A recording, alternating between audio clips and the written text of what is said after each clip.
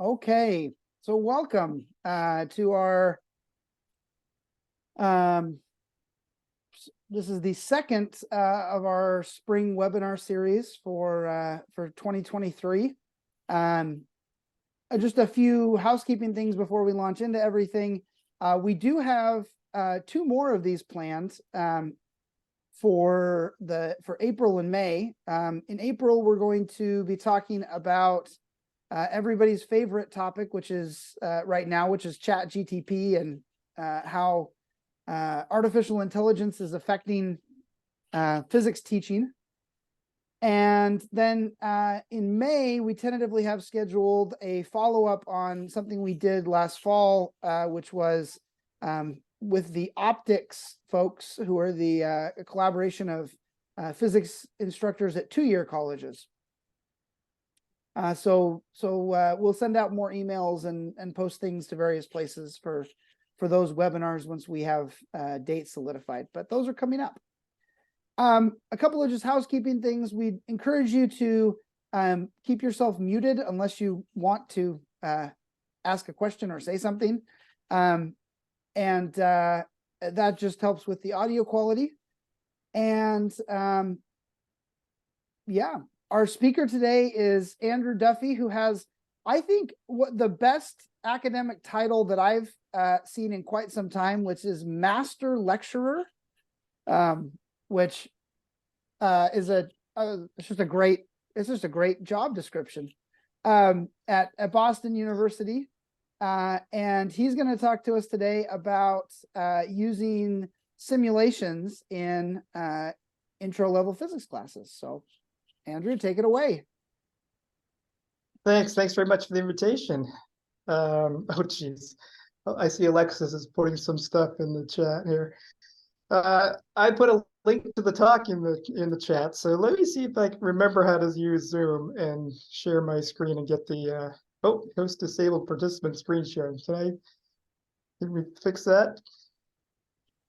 Yep, sorry about that. You should be co-host now, which should allow you to share your screen. Oh, co-host. Whoa, get the power now. Okay. I think I'm here. Jeez, did Zoom for an hour and a half, a year and a half straight, and now it's like, how to use this again? Anyway, I assume you can see that. Let me know if you can't. So I put the talk as basically a web page. So if you just get the very first link, which is the one I put in the chat, then you get the talk here. You don't need to write these down because you have them already. So I'll just go through a few things. I'll just maybe show you these particular links here. So the 200 HTML5 simulations would bring you to this page here. And if you click on something, you get one of the 200 simulations. Oh, yeah, we'll look at that one a little bit later. So like a vector addition one. If you click on this other one that was on the title page, you get to kind of a higher level simulation page, which I've had up for 20 plus years. And let me give you a little bit of history. So I started this over 20 years ago. So I really was inspired by Wolfgang Christian, who's at Davidson College. You probably all are familiar with him and the Physlets that he had. And so I did a wonderful workshop down there at Davidson and came back to BU, Boston University, inspired and wrote up a whole bunch of stuff. And so they're still online. This is in the first semester and second semester. But of course, after a while, they broke, right? So the browsers wouldn't use Java anymore. And it was super frustrating for me because I had them literally on my own computer and I couldn't use them. So that was a little bit crazy. So there was a while where I had no simulation to use. So I then wrote a whole bunch in HTML5, which is what I'm going to focus on tonight. Those are all these ones here. But I would have to say I've really been inspired by Wolfgang Christian and folks like Mario Bologna at Davidson and Ann Cox at Akron College. And then after I put all the work in to make these 200 simulations, Wolfgang was talking to a guy called Bob Hansen, and he was able to bring the fizzles back online, and he was able to show me how to fix mine and get them all back up. So so those are all there too, actually. I tend not to use those very often, but there are some things in that set which are not in this set. So every once in a while I go, oh, I had this great simulation at one point, and I don't have it anymore. Oh, wait, it's in this other collection over here. So that's useful. And I mentioning Dan Schroeder here on this page here. I went to an APT workshop one time that Dan ran on how to program in HTML5. And then Dan and I ran it for a while, and then Dan decided he didn't want to run it, and so I ran it for a while by myself. Basically, his workshop I was running, and then I got together with Wolfgang Bauer, who's at Michigan State, and we ran joint HTML5 workshops at APT. So he's another person who's done some wonderful, wonderful things. All right, so that's a little bit of history and where all these simulations came from. But I've been teaching really the same course for 25 years, over 25 years at Boston University, the intro physics class for the algebra-based class for life science students. And you would think you would get bored after doing that for 25 years, right? So, but, you know, we've reinvented the course a bunch of times. And especially, I think, starting in 2012, we moved to a studio classroom. It's very interactive, so it's just a ton of fun to teach in that space. So typically we have 80 plus students in there. There's me, and then 2 graduate students and 2 undergraduate learning assistants. So it's a wonderful environment to teach in. Okay, so what am I going to tell you about tonight? So I'll tell you about a research project that we call Viper. It's funny that we put that title, Viper, Visualizations in Introductory Physics, Education Research, on our NSF proposals, and the NSF program manager said, we don't like this title very much, so we're going to make you change it, but we still call it Viper anyway, so just don't tell the NSF people. So we do a lot of stuff on Top Hat. I'll show you some things there on Top Hat. Top Hat started as kind of a place to do clicker questions, and we're using it now for everything, online homework. We've got an ebook there. I'll take you into our ebook a little bit and just show you a little bit of that. We have a bunch of class worksheets that grew out of the pandemic, right? So we switched to online teaching for over a year, and so we developed these Google Doc worksheets. There's not very much overlap between this and the simulations, but I figured I'd share that anyway, because it's actually pretty amazing how many worksheets we've got. We've got worksheets covering the whole intro physics sequence. We'll do a little bit on global warming. The IPCC report came out yesterday, so I think that's kind of timely. If we have time, I might get into these power boxes, which I had no idea what this article in TPT, the physics teacher, was about when I first read it. So I had to actually make a simulation on it to really understand it. So, but after I did that, I thought, oh, this is actually kind of cool. Anyway, and if there's time, we can look at more simulations as well. Stop me at any point in time and ask questions if you want to. And if you get bored, you can just go scroll through the 200 simulations and find one you like. And I'm not really writing more simulations these days. I'm more writing worksheets to go with the simulations. So hopefully over time, we'll populate worksheets for all those. Okay, so here's this project that we refer to as Viper. So it's myself, my colleague Meher Jarawala, who's also at Boston University, Emily Allen, who is now a physics teacher and head of the science department, actually at Governor's Academy. That's a private school here in Massachusetts. But she was at BU, and she still has her BU address, which is why she's listed at BU there. And then Alexis, who is here tonight, making sure that I behave myself, I guess. And she's our project evaluator. So thanks, Alexis, for coming. And what are we doing there? So our focus really was labs and kind of discussions. And so in the first 3-year funded project, we looked at the kind of first semester of intro physics, and we've got a new grant. We're just in year one of that one, where we're kind of looking at the second semester. And we had 5 sections in our course, so we can do things like these 2 sections do a simulation-based lab, and these other 3 sections do a hands-on based lab, and then we switch them for a different lab. And then we try and look at the outcomes and see if there's any difference. Do the same kind of thing for discussions. So we've done a couple of those. And we also use learning assistants. If you're not familiar with that, that's sort of grew out of a project from University of Colorado at Boulder, and they're just wonderful. We couldn't run our studio classroom without these undergraduates, and basically they're folks who took the course like last year, and then they come back this year to help the students learn. And the nice thing is, they've just wrestled with this material the previous year, and so they have this relationship with the material that I don't. I've first wrestled with it, 3 decades ago, so I've forgotten all the pitfalls, and for my learning assistants, it's right on their fingertips. So they're wonderful about giving the students tips about how to do these things. And by the way, Maynard and Emily are going to be running a workshop at AAPT this summer, which is about writing the simulation. So we've kind of been crowdsourcing worksheets to go with this. I ran this workshop at the past summer meeting, and Maynard and Emily are going to be in Sacramento this summer. Okay, so here's, let me show you the simulations. This is one thing we looked at in our first funded project. So this one has, 5 different sort of representations. So you can graph, for instance, momentum as a function of time for this collision. Well, let's just collide the thing and see what happens. So you can change the mass of the carts if you want. This thing's going pretty slow. You can crank that up. That's going too slow. We'll never get there, right? So we'll crank up the speed a little bit. And on that one, actually see something happen.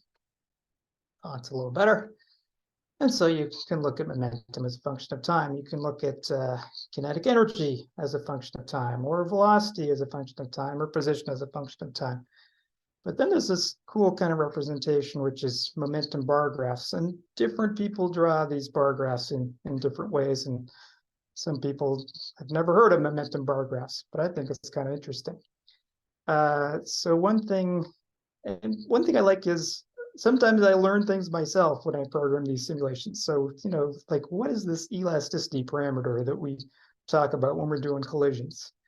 And so if you change the elasticity, well, that doesn't affect anything about the situation before the collision. And it can't affect the momentum of the system because that's conserved no matter what kind of collision you have.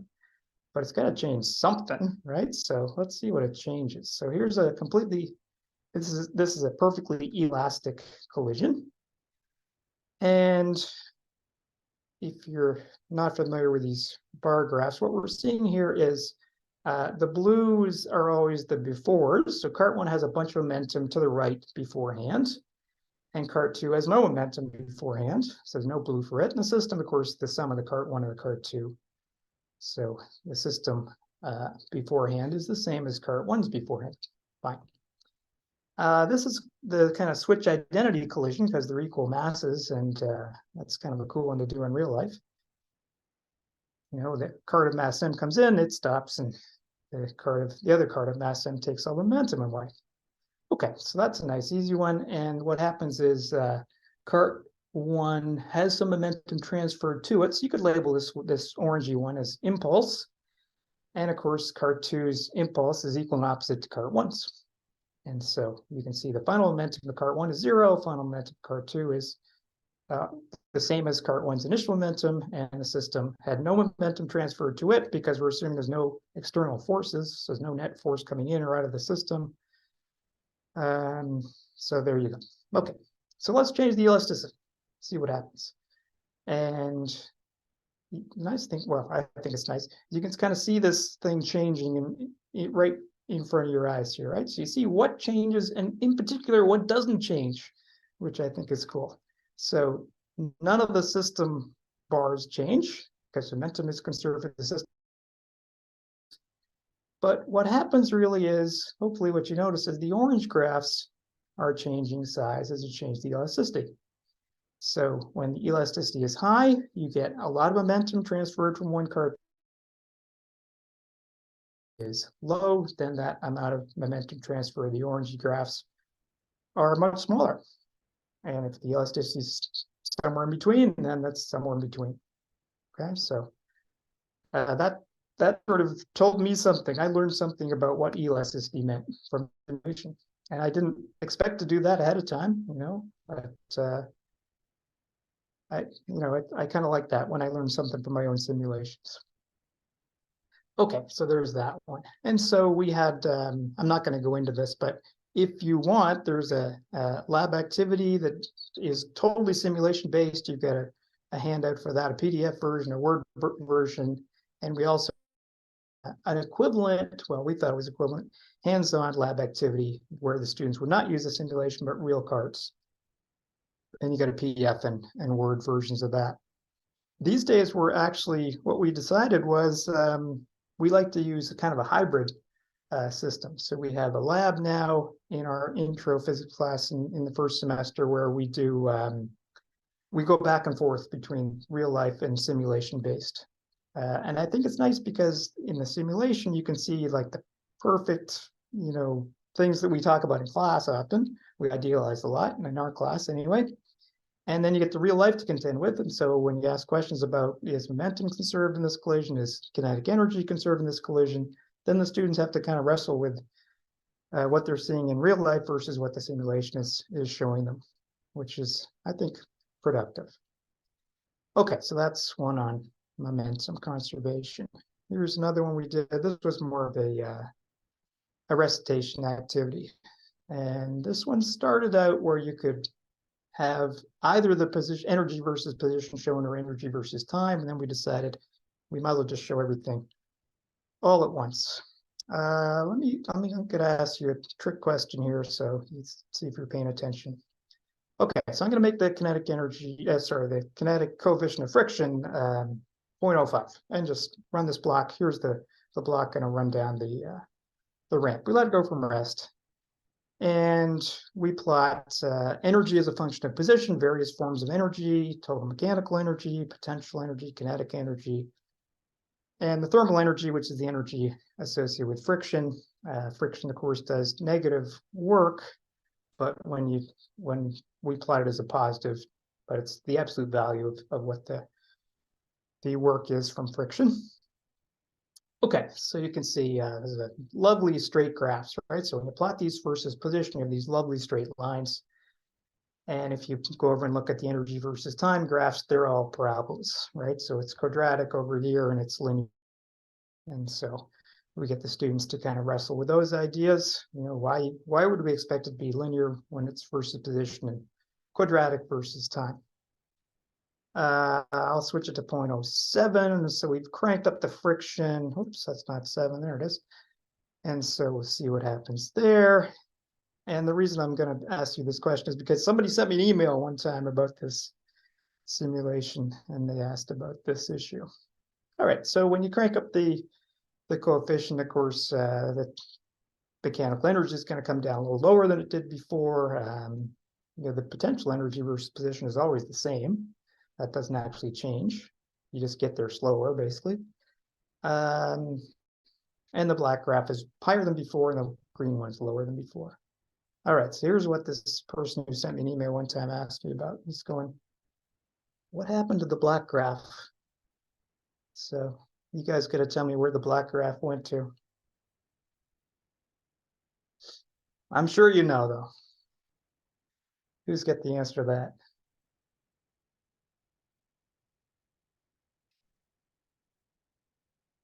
Feel free to yell it out or put it in the chat or whatever.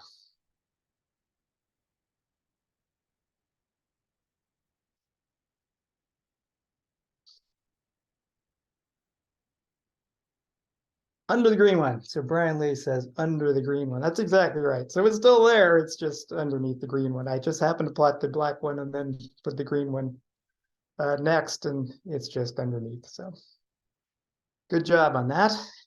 All right. Anyway, so that's a nice recitation activity we get the students to use this simulation to help them with. They actually predict what the graphs are going to look like, and then they can interact with the simulation and see if their predictions matched up with what the simulation says. Okay, so once again, if you feel like it, there's a Word version of this, and there's a quiz actually that goes with this. So we have a quiz that kind of follows up on that activity. So feel free to steal that if you want. Here's another thing we use for recitations. And so this is a system with it's basically a half-output machine, right? So it's a pulley, a string, and a block. And what you can do is you can sort of plot the energy for various systems. You get to define your system as just the block, just the pulley, the block and the pulley, I guess, and the string too. I didn't put the string in there, but the string's in there too. You can include the earth in that system if you want with just the block, or you can have everything, earth and block and pulley. And so, all these things should be consistent with each other, but I think it's nice to kind of look at the differences and go, if we define our system this way, what do we have to talk about energy-wise? If we define it this way, why is it different? What's the same and what's different? Okay, so here's the system where we got the earth and the block and the pulley. So there's nothing external to the system here doing any work. So there's no work going to be showing up here. So you're not too surprised to see graphs look like that. So you have initial gravitational potential energy.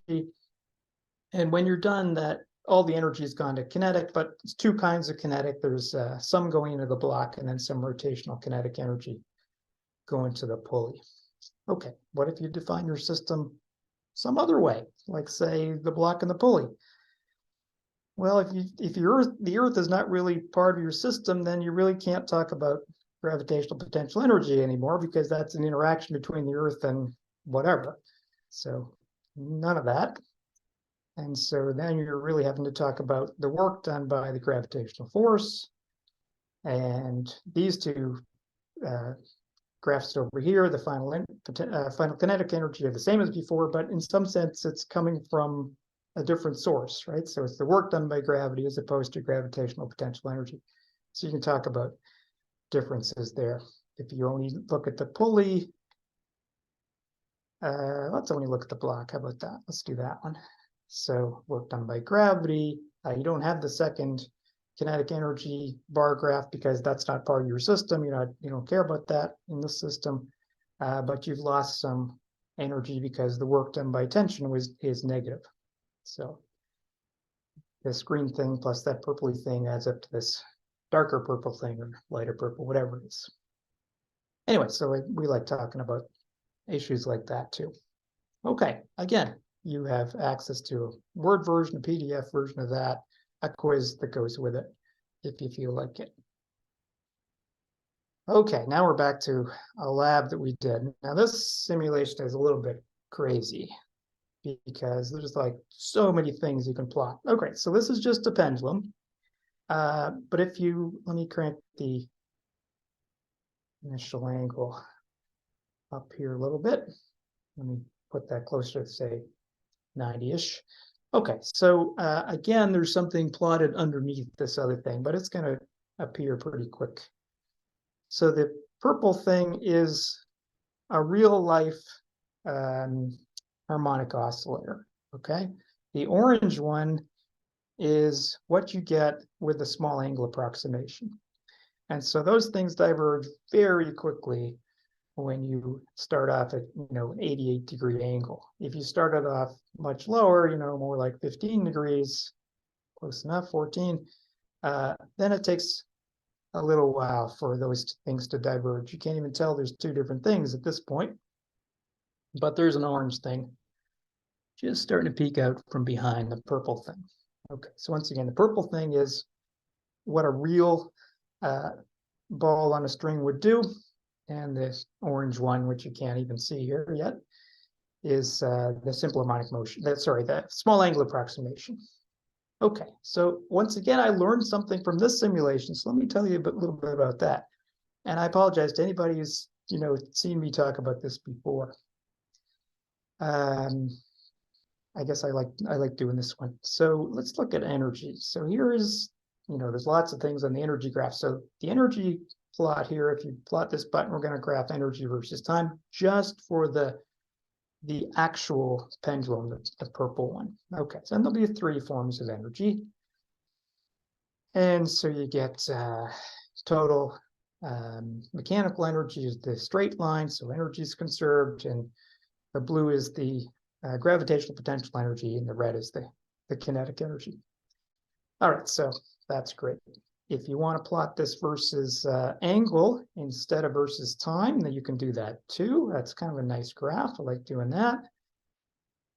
And once again, we get these 3 colors. Green is the total mechanical energy, red kinetic, blue gravitational potential.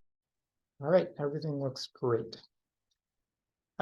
This one's kind of fun if you turn on damping. I'll just do that for a second. So here's some damping.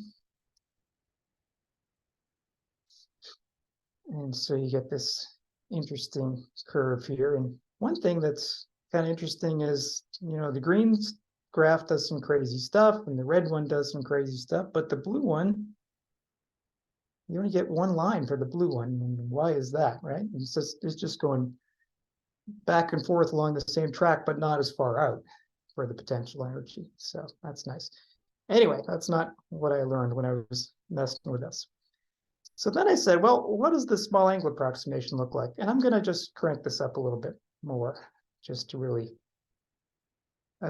emphasize what happens. So here's the small angle approximation, same graphs. And so we'll hit play on that one. That's what the orange thing is doing. And you get this cool stuff going on. Oh, I'm going to turn off damping, sorry.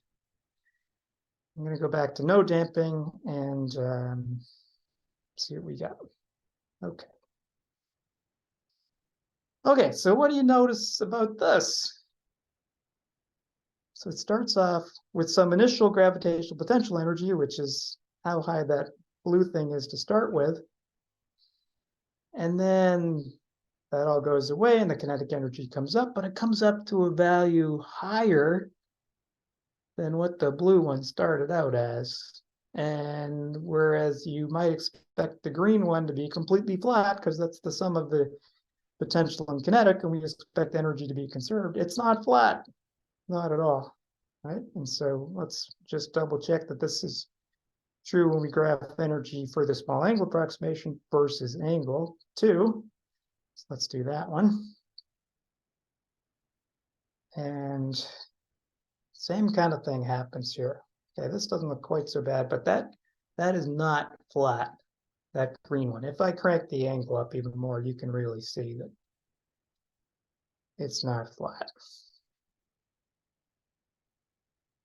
So the cool thing, and I really had not thought about this before it popped out of my own simulation, is that the small angle approximation is just not consistent with energy conservation. Okay, so you start off with you pull the pendulum back, you start off with some initial gravitational potential energy. With the real pendulum, that 100% goes to kinetic at the bottom. But the small angle approximation basically says, well, the restoring torque is higher than what it really is. Okay, so it has this little orange ball, if you watch it, is going faster than it should be when it gets down to the bottom. So the kinetic energy is higher than what the initial potential energy was, and energy is not conserved. So that was something I really hadn't even thought about before I saw it pop out of my own simulation. I'm going, what is going on here? Then I'm going, oh, that's what's going on. So maybe you all knew that, and some of you probably knew that already, but that was something I learned. So you can learn something even if you've taught the same thing for 25 years, you can still keep learning. Let me know if you have any questions about anything along the way. Okay, there's various versions of this lab activity too. There's a simulation version, there's a hands-on version, and again, these days we're running actually a version where we go back and forth between the simulation and real life. What did we learn from our first round of Viper? So we didn't really find any difference that we could see between the simulation and those simulation groups, you know, the hands-on labs versus simulation-based lab. We couldn't tell that the students got anything different out of those experiences. Some people would argue that maybe that means nobody learned a thing, but we actually think that they did, but they just learned basically about the same amount.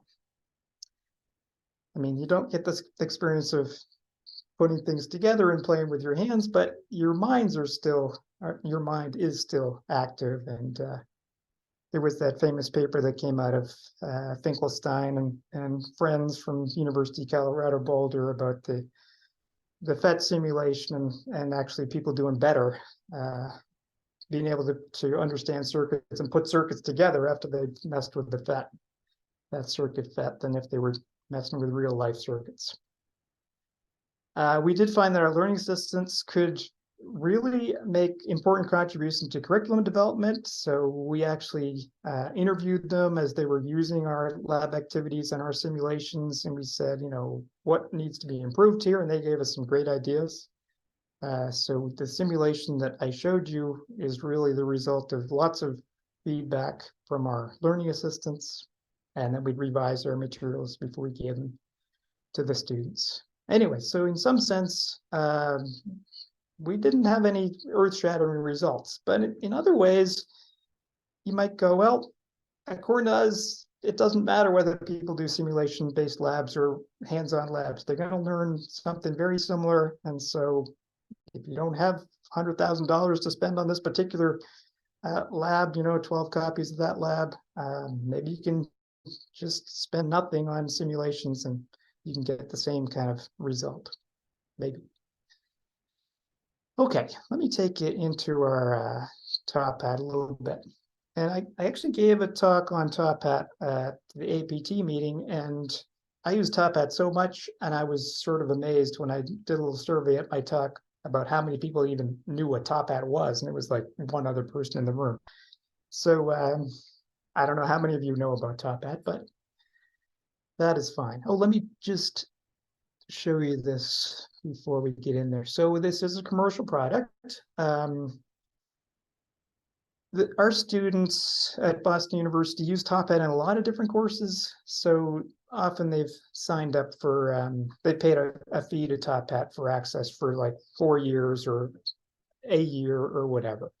And so we actually make them pay $20 per semester on top of that because we have so much stuff on Top Hat. So it's especially for the interactive intro physics ebook, which includes a bunch of simulations. And I'll take you in and show you a little bit about that. But this is the only thing that they have to pay. If they already have access to Top Hat, that's like a $30 fee by itself per semester. Then this is, if they've already paid that, then this is the only charge that they have to pay for our course. We don't make them buy a textbook anymore.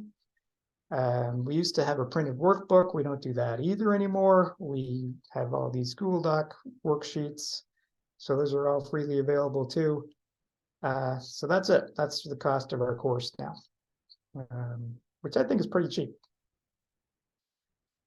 This ebook that I'm going to show you a little bit about, we just have 5% of the course grade associated with that, and we make it super easy for them to get full points on that 5% because we grade it out of 50% of the possible total, and you get half credit just for trying each question anyway. So if you can literally get every single question wrong, but if you tried them all, you would still get perfect score in that part of the course. So almost all students get a perfect score. You literally have to just not do anything to get less than perfect.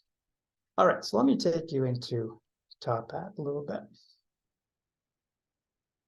And I'm just going to do this really to show you what we're doing with the ebook and how we're using simulations in there. Okay, so you'll see a whole bunch of stuff on Top Hat. Ooh. Hey, settle down. Settle down. Come here. There's my dog. This is my dog, Jeannie. So she was growling at something. I don't know what. She doesn't like Zoom, I have to say. So she was never a big fan of me doing Zoom. Okay, so we have worksheets, we have homework. We actually run Top Hat as our online homework system, which is not really designed to do, but we do it anyway. We have labs, or all our lab reports coming here too. Settle it down. Hey, shh. Okay, so I'm going to take you into the ebook. I'm going to put you down. And in the old days, we had the ebook split into 3 sections because we had 2 midterms and a final exam. Since the pandemic, we decided to go with quizzes instead of midterms. So we have 5 quizzes throughout the semester. So we broke our ebook into 5 pieces. Okay, so we're currently in piece number 3, which is covering electromagnetic induction and waves and sound. So that's what I'm teaching this week. So I did Doppler effect yesterday. We're going to do a nice sound lab tomorrow. All right, so let's just go in here and just see what's in here. So we've got, and again, the students do this. Probably the best thing is they come to class, they learn some stuff, and then they might do some of this ahead of time, but they should especially do this self-assessment sometime before the quiz. In fact, this is due March 28th at 5:30. Our quiz is at 6:30 on March 28th. So that's a week from today. So let's look at, I made notes to myself here. So let's go look at this. So for instance, wave on a string simulation has a simulation in it, but I'm going to show you this one instead. So go into this one. And again, this is just trying to show you different ways we use these simulations. So I'm going to move some heads here so I can open this. Try and close this off so it's a little bigger.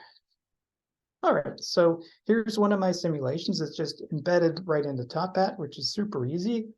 So this is a longitudinal wave here. Seems to be running pretty slow. I can crank the frequency up so it runs a little faster. I like using random colors instead of having everything all the same color. And sometimes it's nice to show displacement from equilibrium. So anytime there's a line attached, the other end of the line is where the equilibrium position is. So this green guy is left of equilibrium. Now he's at equilibrium. Now he's right of equilibrium. Okay, it's not running too quick, but I've got a lot of things running. I've always had too many tabs open. I'm probably running too many things. Anyway, so there's the simulation, and students can come in and play with that, and then we ask them questions about it. And this one, we're not asking them anything really too crazy. It's just 2 very fundamental questions about this. So what happens is the frequency of the oscillations increase, and students will often look at that equation that sometimes we write as V as F lambda, and they go, well, if frequency goes up, V goes up, right? The speed goes up, which is not true at all. Speed is set by the properties of the medium, and so that doesn't change. And so when frequency changes, the wavelength changes to compensate for that, keep the speed the same. Okay, so we're hoping that they will play with the simulation, see that the wave speed is unaffected by frequency, if they don't know that already. And then there's this other question about, which is, let me make this a little bigger maybe, which is fundamental about waves, right? So in the waves, the energy goes through the medium, but there's no net flow of particles of the medium there. Okay, I'm just seeing that Larry's asked me a question in the chat. Let me see if I can read that and answer that. Oh yeah, right. So yeah, you just I'm blanking on what the name of this thing is. You just embed the link to the simulation right into Top Hat, and it brings the simulation right in. There's a name for that, which I'm completely blanking on, but it's easy. I don't need to copy the code over. I just have my link, and I put the link into Top Hat, and that's good to go. Okay, so there's that one. So that's one simulation. Let's go back now. I've got too many things on my screen. Now I gotta get out of here. There we go. Close that up. Does anybody else here use Top Hat, or am I the only one?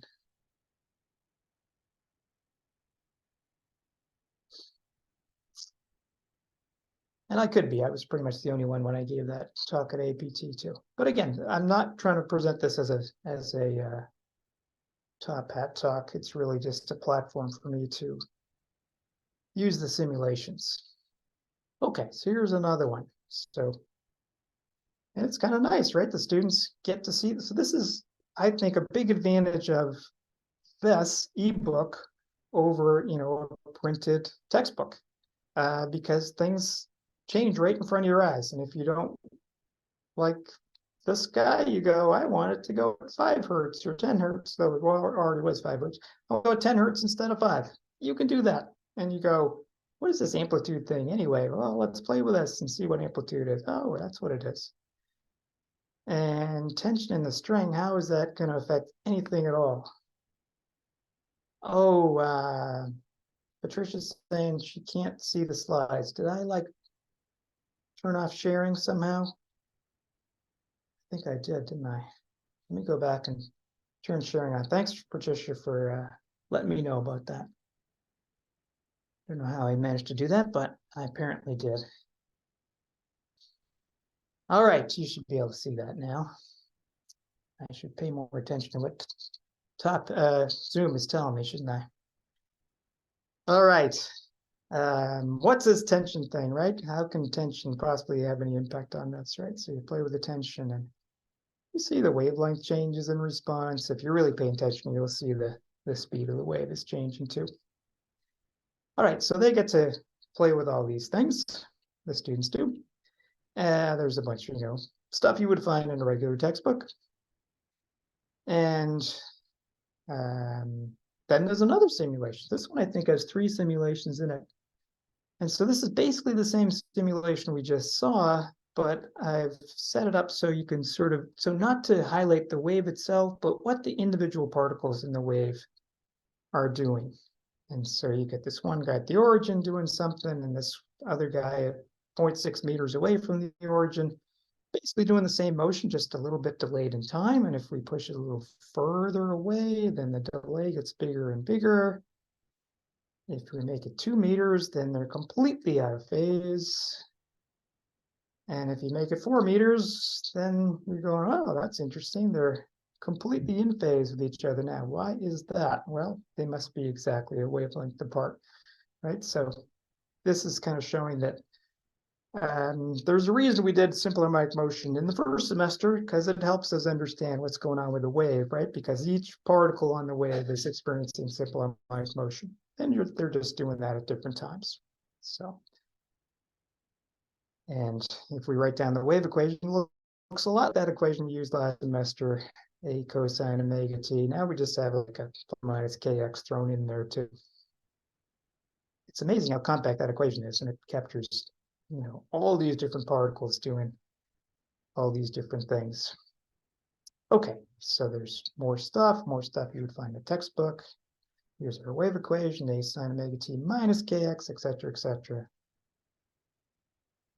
Okay, great.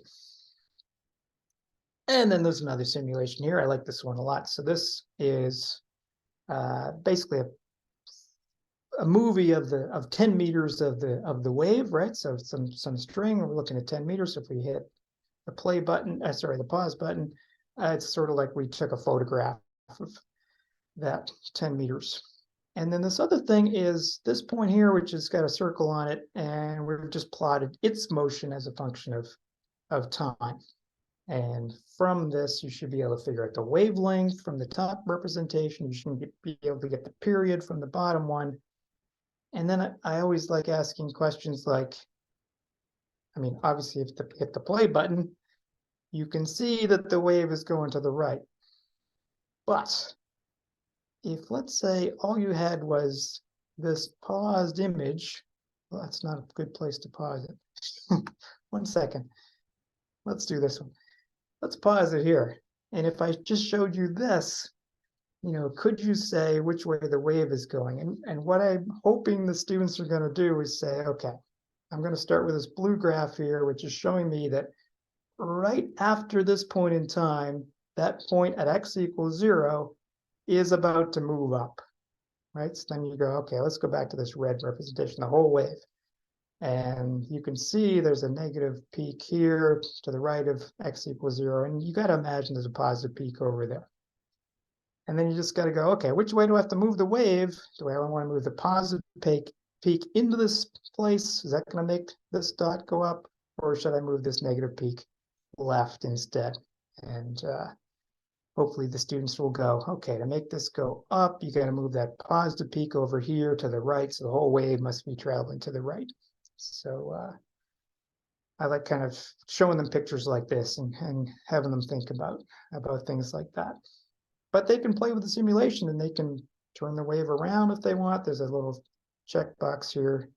You check it, you'll get waves that are going the other direction. And so you can test yourself, right? You could set up 50 million different versions of this and pause it at different spots and see if you could figure out which way the wave is going just from that information there without having the animation going, but just this paused set of representations.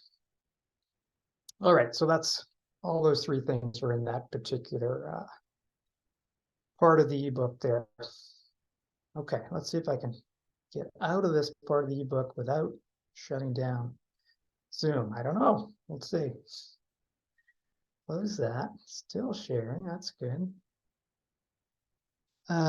Did that. Oh, here's a nice one. Let's look at this one. And maybe I won't go too far into this. Jesus, 8:50 already. That's crazy. Okay, so oh, you can see that this is due in a week. 10 of my students have done it. I have 87 students. So there's a lot of students still have to do this one, but that's fine. You know, we actually are really just talking about interference now in the course anyway. So you get in here, you look at, yeah, this will be, well, I guess I should go in and look at this one in a big version. Let me move everybody's heads for a second. I'll open this. And this just shows constructive and destructive interference. That was constructive. And then I think there's a nice thing down here. Oh yeah, this is about beats. So that's kind of nice. You can play with the frequency of one of these waves, not the other one, but the second one, and change the beat pattern.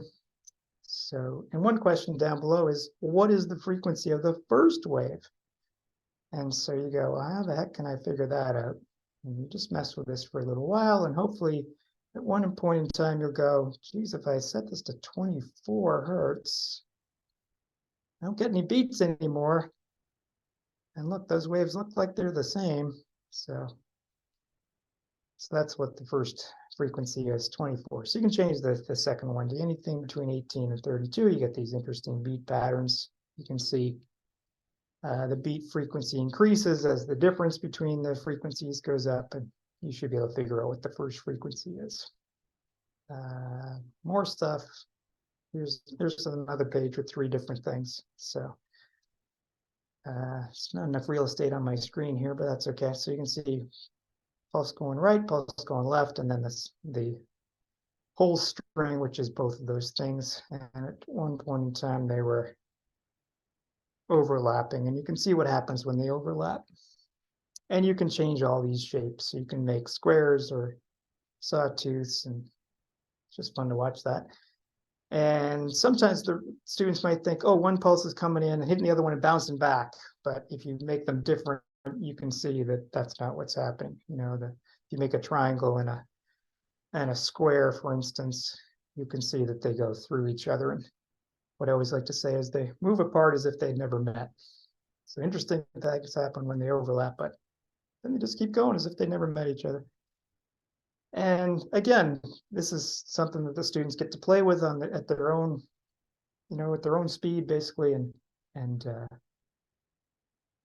hopefully that's better than just having a textbook with things that don't move. All right. What else did I want to talk about? Let me go back to my talk outline, because of course I'm going like much slower than I anticipated, but that's fine. Oh, let's do this thing here, actually. Let's go back to this. So the IPCC report came out yesterday, right? So it's kind of important. I didn't think it really got as much attention as it deserved in the media. And so we have an exercise we do in November, actually. So it's always the same point in time in our first semester course. And we look at stuff like this. So if you drive more miles in a year, this is the, it's 3% of, this is in the United States, I believe. If we have as many cars as there are in the States and they're driving 13,000 whatever miles, and the average miles per gallon is 22, well, 22 is pretty low, right? So hopefully now we're more like 30-ish, I don't know. So look at the impact of that, right? We're down to less than 1 billion tons. That's a lot. As opposed to, way over 1 billion tons when our mileage was a lot less. What about your own personal vehicle? Okay, so this is just an amazing number to me, right? So 8.9 kilograms of CO2 per gallon of gasoline. You go, how the heck is that possible? Because a gallon doesn't even weigh 8.9 kilograms, right? The mass of a gallon is less than that. But of course, most of the mass here is coming from the O2, which is not in the gasoline, it's in the air. So that was an amazing number to me when I first realized that. Again, probably things you already knew. This is not really a simulation, but it's a graph, but you can play with it a little bit.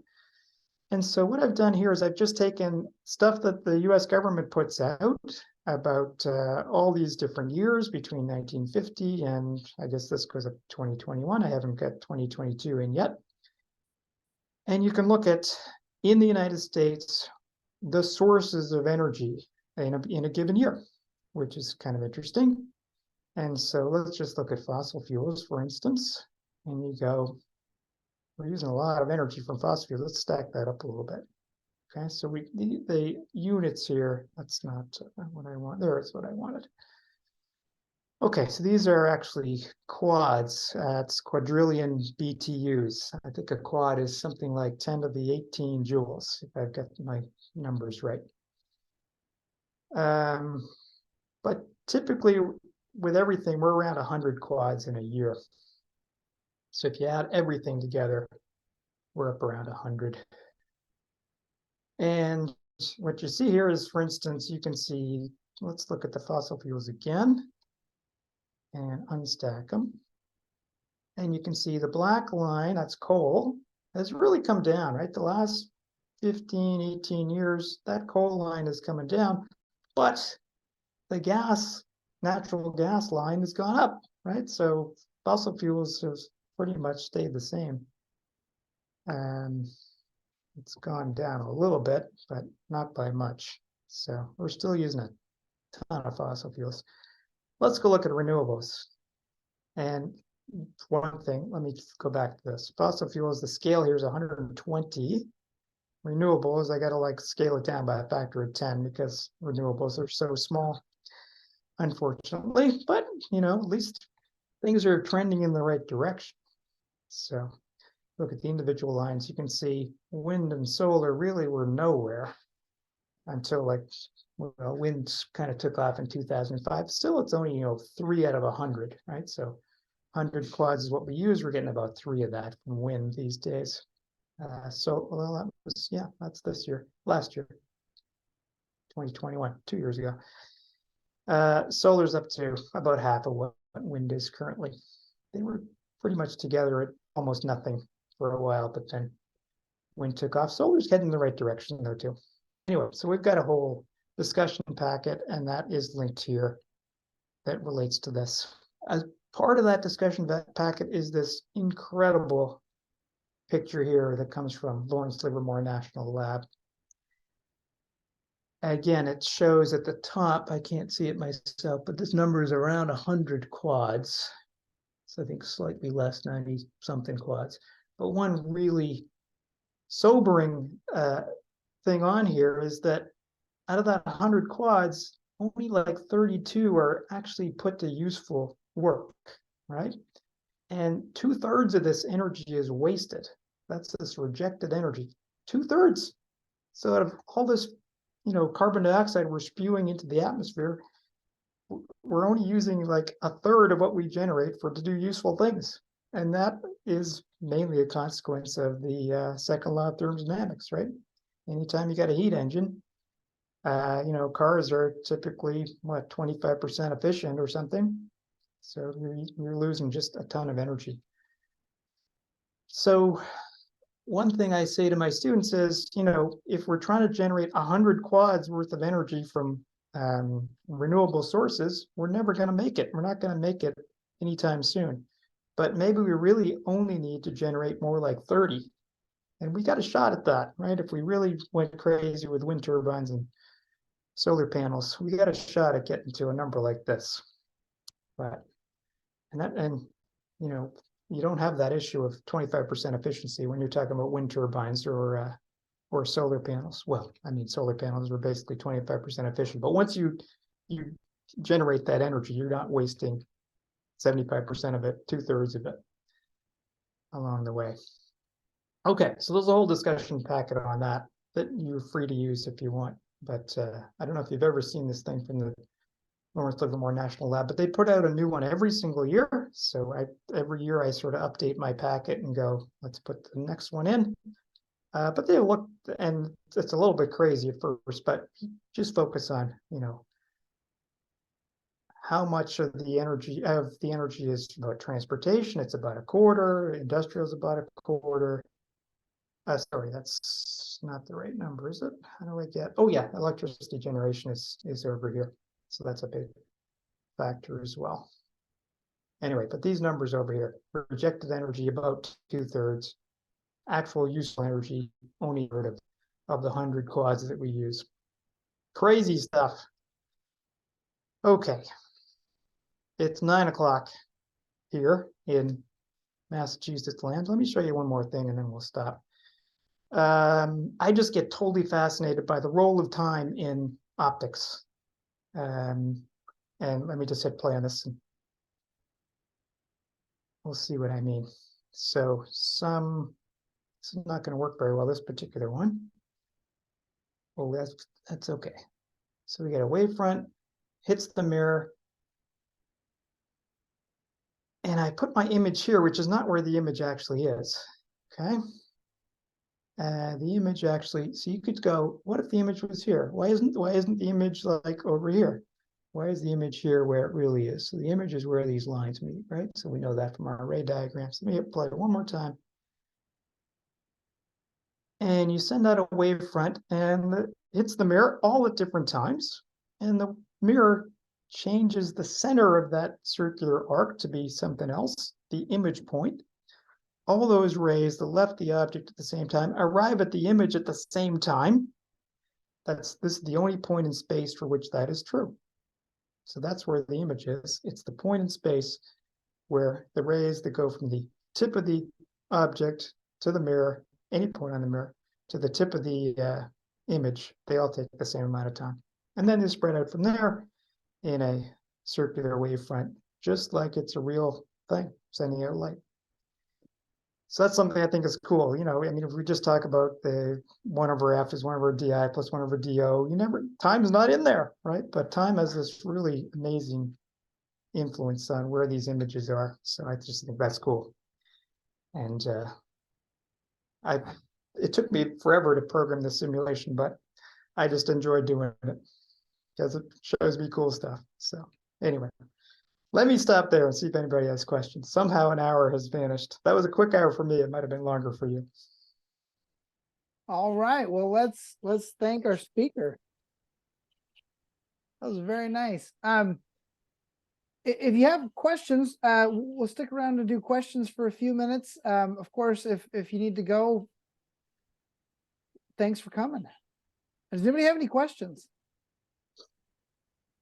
Can I ask a quick question? Yeah, very nice presentation. And so I have a quick question. I also do use simulations and simulations in my studio scale-up environment. I'm wondering, like, what percentage of time do students spend in simulation? That means, are the simulation integrated for every class, every day, or in specific days, or in specific like recitations only? Could you please specify that? Thank you. Yeah, it's a good question. I mean, it does vary from day to day. And by the way, nice to see you, Rudra. We're only a few miles apart, actually, aren't we? You're WPI, Yeah, thank Worcester you. Polytech. Right. Yeah. Actually, we were asking about you in Las Vegas in FISTech conference. Like you were not there, right? Right. I was not there at the FISTech. You're right. And I also should say that we use PhET a ton, right? So I'm not just going, I can only use my own simulations. PhET just it's amazing stuff. And so often our students are using PhETs as well. But there's sometimes that I want to show them things that are not in the PhETs, right? So I do that. Sometimes I'm showing them as demos. Sometimes the students are using them. Sometimes they spend a ton of time because we're actually doing a simulation-based lab, which could be based on a PhET, could be based on one of my simulations. So it totally varies. I would say some classes they're not using simulations ever, and other classes they're using them very extensively, and most days are somewhere in between those. So just depends on what day it is, and things like that. Thank you very much. Probably I'll visit your classroom sometime. We are very close by. Thank you. Yeah, anytime. Come by anytime. Thanks.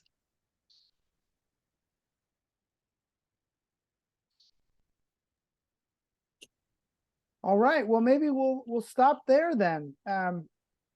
Andrew, thank you again. This is all sorts of fun stuff, and I'm going to have to play with these. So thank you very much. You're welcome.